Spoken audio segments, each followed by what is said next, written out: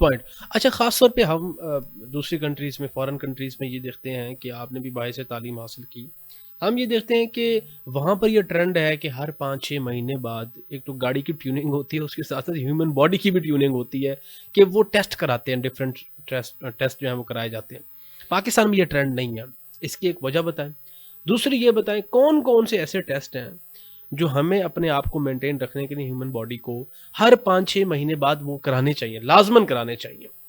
जी, पहला सवाल तो आपका ये था हुँ, कि यहाँ पे ट्रेंड क्यों नहीं है? हाँ, इसकी सबसे बड़ी वजह तो जो हमारी इकोनॉमिक्स कंडीशन है, हाँ, इकोनॉमिकल प्रॉब्लम्स जो है, जी। लोगों की मुआशी हालत, हुँ, वो इस काबिल नहीं है हुँ, कि वो करवा सकें। और बाहर के मुल्कों में क्यों करवाया जाता है? क्योंकि हुँ, उनकी हेल्थ इंश्योरेंस होती है। हर हुँ, 6 महीने के बाद उनके ऑटोमेटिकली जो पैसे हैं वो गवर्नमेंट ने देने हैं, बंदा हुँ, जाता है, उसकी अपॉइंटमेंट की उसको मैसेजेस आते हैं हुँ, या ईमेल आती है और वो चला जाता है, जाके अपना ब्लड देता है और उसकी रिपोर्ट जो है ना वो अपडेट हो जाती है उसके ठीक है, सिस्टम के अंदर। ठीक है। हमारे यहाँ बदकिस्मती से ये है कि अगर आप गवर्नमेंट हॉस्पिटल पे जाएँ तो लोगों का ट्रस्ट नहीं है। हुँ, यानी लोग चाहते हैं कि यहाँ पे अगर मेरा टेस्ट हुआ भी तो पता नहीं वो ठीक भी होगा या नहीं हाँ, होगा। बिल्कुल। जो केमिकल वहाँ यूज़ होंगे, जो मशीनरी यूज़ होगी, पता नहीं वो कब की आई हुई है। हुँ, हुँ, चूँकि हमारी जो एलीट क्लास है, हुँ, वो तो यहाँ से करवाती नहीं है टेस्ट। हुँ, वो एक अच्छी ब्रांड लैब को जो है ना वो प्रमोट करते हैं और वो हुँ, उन्हीं से करवाते हैं। हुँ, अब अगर ये आम आदमी वहाँ पे करवाना चाहे तो उसके नॉर्मल जो टेस्ट हैं, हुँ, वो भी तकरीबन 20,000 प्लस होंगे। हुँ, अब एक बंदा जिसकी 20, 25, 30, 50 हज़ार सैलरी है, जी, वो अपने घर के किचन को मैनेज करे या हुँ, वो अपनी लैब इन्वेस्टिगेशन करवाए। हुँ, नंबर 1 इस वजह से लोग नहीं करवाते। हुँ, अब ये है कि कौन से करवाने चाहिए। जी,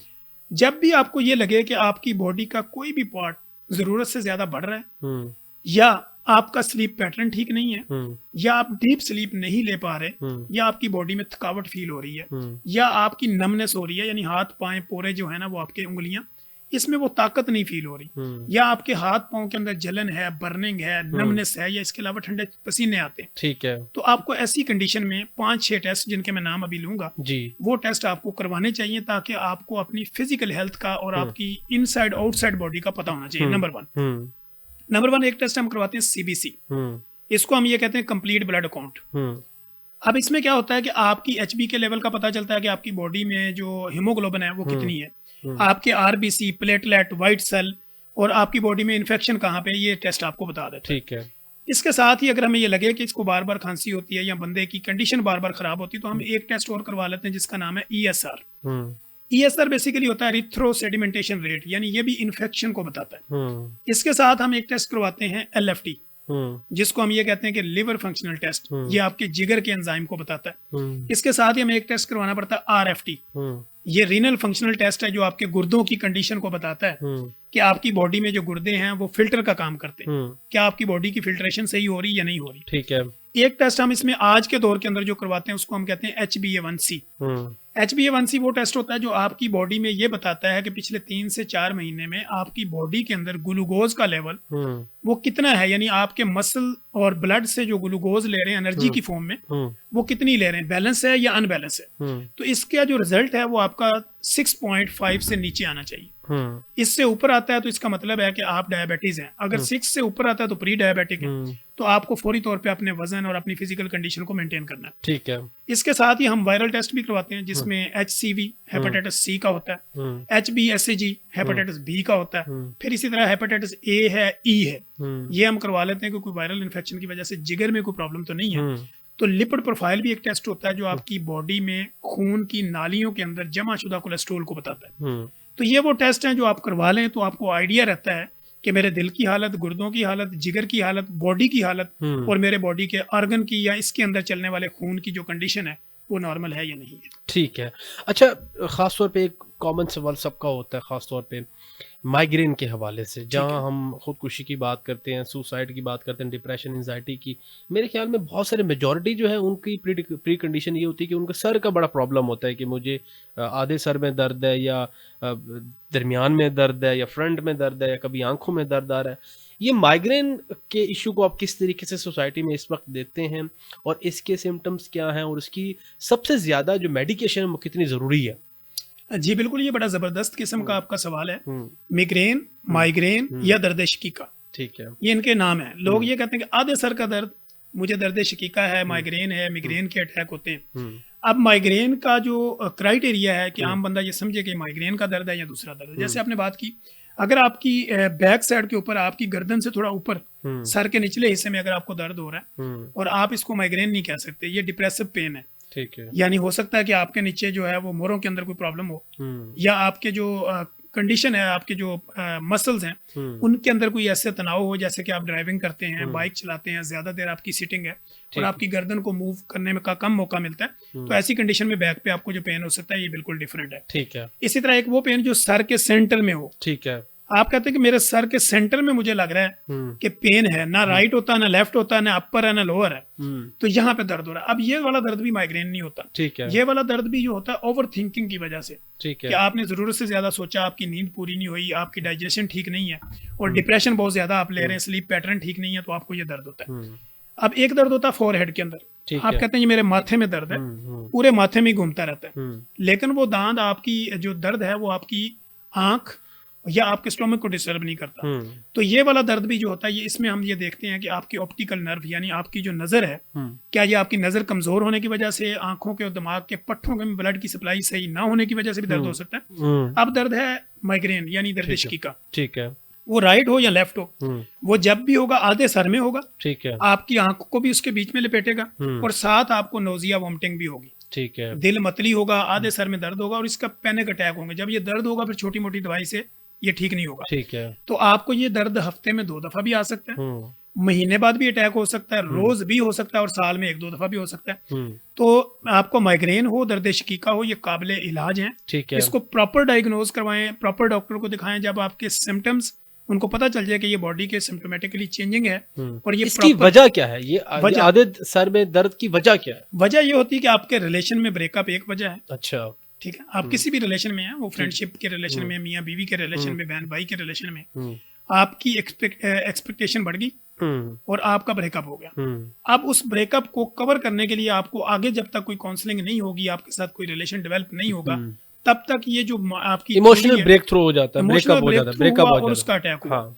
फिर उसके साथ ये होता है कि अगर आपके खानदान में ये अटैक हो रहे हैं और आपको भी आगे ये लगता है कि ये खानदानी बीमारी भी हो सकती है, ठीक है, तो लेकिन इसकी जो मेन काज आज तक जो हमने जितनी भी हिस्ट्री ली है अपने क्लिनिकल ट्रायल में, वो ब्रेकअप है, वो किसी भी तरह के रिलेशन में ब्रेकअप हो, वो इसकी बेसिक काज बनती है। और दूसरा ये होता है कि डेफिशिएंसीज भी हैं, कोई क्रोनिक डिजीज है, उसका डिप्रेशन आपने इतना हैवी ले लिया कि माइग्रेन काज कर। अच्छा, हमारे आज सोसाइटी में ये अलमिया है कि थोड़ा सा हल्का भी सर में दर्द हुआ, थकावट हुई ना, जी पैनाडॉल ले लो। वो 2-2 पैनाडॉल, 3-3 पैनाडॉल आज के नौजवान ले रहे हैं।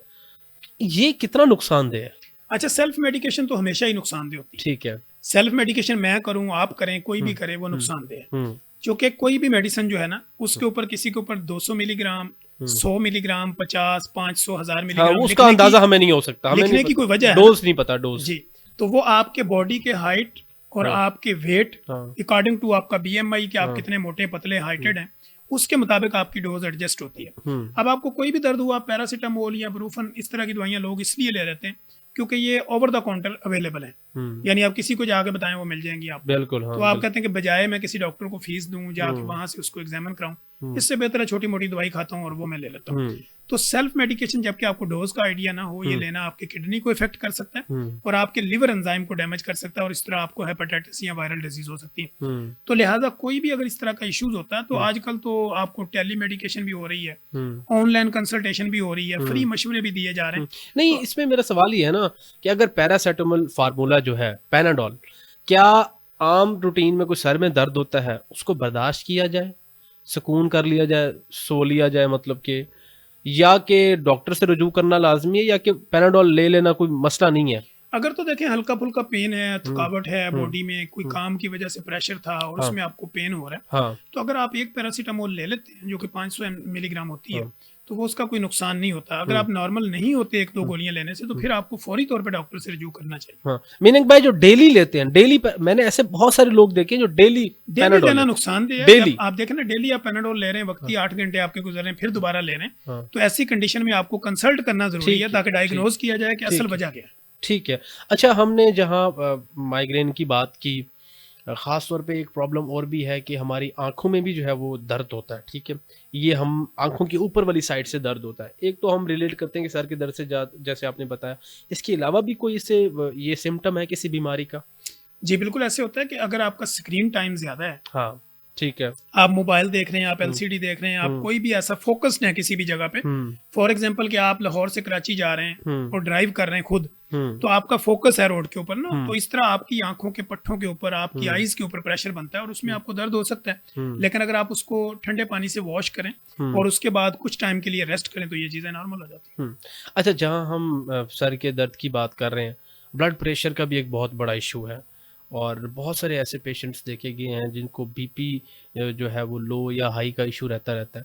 तो इसमें आप क्या देखते हैं, इसकी वजूहात क्या हैं और एट लार्ज इसको किस तरीके से ख़त्म किया जा सकता है और इसकी मेडिकेशन में सबसे क्विक रिस्पॉन्स किस चीज़ में आता है? जी बिल्कुल, जो ब्लड प्रेशर है ना, इसको हम कहते हैं साइलेंट किलर। साइलेंट किलर, खामोश कातिल है। अच्छा, आपको पता नहीं चलता। अब हमारे क्लिनिकल ट्रायल में लोग आते हैं, हम जब उनका ब्लड प्रेशर चेक करते हैं तो वो ऊपर वाला 200 होता है, नीचे वाला 100 होता है, तो हम कहते हैं आपका तो ब्लड प्रेशर का मसला है। वो कहते हैं डॉक्टर साहब मुझे तो कभी दर्द ही नहीं हुई, मुझे कभी चक्कर ही नहीं आया, तो मुझे तो पता ही नहीं चला कभी मेरा बीपी है या नहीं है। तो हम इसलिए इसको कहते हैं कि ये साइलेंट किलर है। अब उसकी वजह क्या होती है कि जब ब्लड प्रेशर बढ़ेगा तो आपको फालज होने का खतरा होता है। अच्छा, यानी आपका ब्लड प्रेशर जो है वो नॉर्मल बंदे की अगर हम बात करें कि एक बंदा जो टीनेजर है और उसका वेट भी ज्यादा नहीं है, तो उसका ब्लड प्रेशर ऊपर वाला 110 होना चाहिए, ठीक है, नीचे वाला 70 से 90 के दरमियान होना चाहिए। ऊपर वाले को हम सिस्टोलिक कहते हैं और नीचे वाले को डायासिस्टोलिक कहते हैं, ठीक है, और ये टीनेजर के बंदे के लिए, ठीक है। इसी तरह अगर आप 30 साल की उम्र में हैं तो आपका ऊपर वाला 120 होना चाहिए, नीचे वाला जो है वो आपका 70 से 90 के दरमियान होना चाहिए, ठीक है।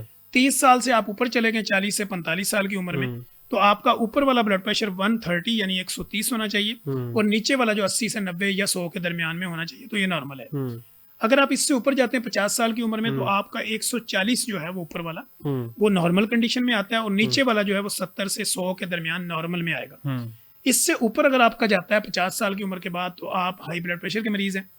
30 साल में 130 से ऊपर कंटिन्यू रहता है तो आप ब्लड प्रेशर के मरीज हैं।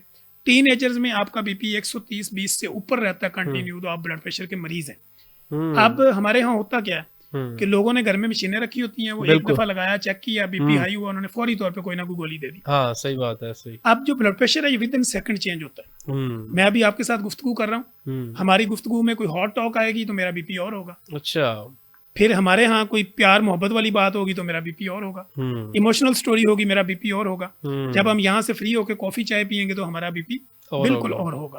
तो BP with in second change होता है। लिहाजा जब भी चेक करें तो उसकी 3, 4, 5 रीडिंग्स जो है उसको नोट करें। अगर आपको लगे कि स्टिल और कंटिन्यू ये बीपी हाई रह रहा है तो टेम्परेरी तौर पे जो भी मेडिसिन आपको लगी हुई है, जो मेडिसिन डॉक्टर ने लिखी हुई है उसको दें और फौरी तौर पे डॉक्टर के पास जाएं, ना कि घर में खुद से कोई तरीका ना आजमाएं या किसी का मेरा या किसी का वीलॉग सुन के भी आपने खुद से कोई ट्रीटमेंट नहीं करना। आपने मुतलका डॉक्टर जो भी आपका रिलायबल है, जिस पे आपका ट्रस्ट है, जो आपका फैमिली डॉक्टर है, उसके पास जाएं, वो मेंटेन करे, फिर उसके मुताबिक वो देखे कि ब्लड प्रेशर ज्यादा होने की वजह क्या है। अब हम आते हैं डाइट पैटर्न की वजह से ब्लड प्रेशर का। बिल्कुल यही पूछना चाह रहा था। इसमें ये होता है कि हमारे यहाँ लोगों का ये ख्याल है कि देसी घी, मक्खन, पंजीरियां, पिन्नियां ये खाने से जो है ना बीपी बढ़ जाता है। हालांकि हमारे यहाँ ये है कि जितने भी आप फास्ट फूड खाते हैं और जितनी भी भाई ये आप बात सही कर रहे हैं कि गांव के बहुत सारे लोग होते हैं जिसका देसी घी वगैरह खाते हैं और ये सारी चीजें जो आपने बताई हैं तो उसमें फिर भी उनका ब्लड प्रेशर का पेशेंट होते हैं। तो मुझे वाकई ये सवाल कॉमन हर ऑर्डिनरी ये सवाल है कि कौन सी ऐसी फूड है या खास मील हम ले सकते हैं जिससे ब्लड प्रेशर मेंटेन रहे? जी बिल्कुल, जितने भी आपके आर्टिफिशियल जूसेस हैं, ठीक है, तमाम किस्म की कोल्ड ड्रिंक, ठीक है, फास्ट फूड और उसके साथ कचरा खुराक जिसमें ये पकौड़े, समोसे और बाकी चीजें आ जाती हैं, ये वाली चीजों को आप अवॉइड कर दें अगर आप ब्लड प्रेशर के मरीज हैं। ठीक है। आपने खाना क्या है? आपने फास्ट फूड, हमारे यहाँ बेसिकली कॉन्सेप्ट गलत दिया गया। फास्ट फूड बेसिकली मेरा ख्याल जो फ्रूट है ना, जो फल हैं, इनसे अच्छा फास्ट फूड कोई नहीं है। सही बात है। फास्ट फूड का मतलब होता है कि जल्दी रेडी।